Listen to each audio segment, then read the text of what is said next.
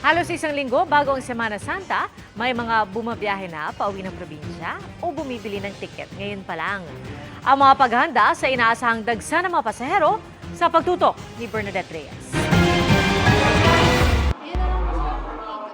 Sa susunod na linggo pa ang biyahe ni Sherry May papuntang Bicol para makasama ang kanyang pamilya. Pero ngayon pa lang, bumili na siya ng tiket sa Parañaque Integrated Terminal Exchange o PITX. Maraming tao pag kung kailang malapit na yung Holy Week para hindi kami gahol pagkuha ng ticket po.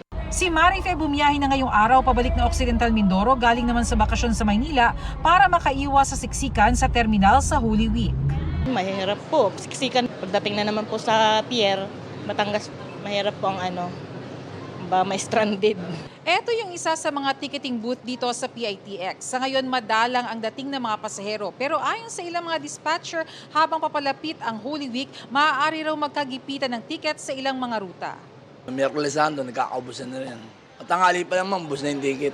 Bicol, Cagayan de Oro at Davao ang ilan sa mga biyaheng kadalasang mabilis mapuno. In-ensure naman po natin na lahat ng passengers na gustong mag-walk-in at that time, mas makakapunta pa rin naman po sila sa Bicol. Nagpipila na kami for special permit. During the Holy Week, Tinatayang aabot sa 1.7 million ang mga pasahero sa PITX ngayong Semana Santa. Sa Biyernes, inaasang magsisimula ang dagsa ng mga pasahero. we encourage our passengers to book in advance. So, it's either sa online po or dito sa terminal.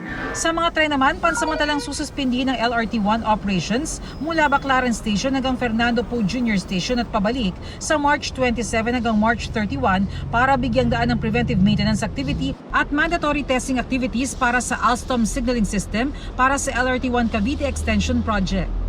Tigil operasyon din ng LRT2 sa March 28 hanggang March 31 para rin sa maintenance activities at paiikli ng operating hours mula Miyerkules Santo.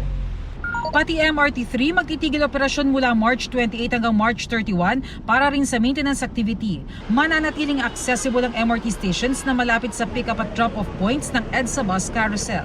Balik ang regular operations ng mga nasabing tren sa April 1. Para sa GMA Integrated News, Bernadette Reyes, nakatutok 24 oras.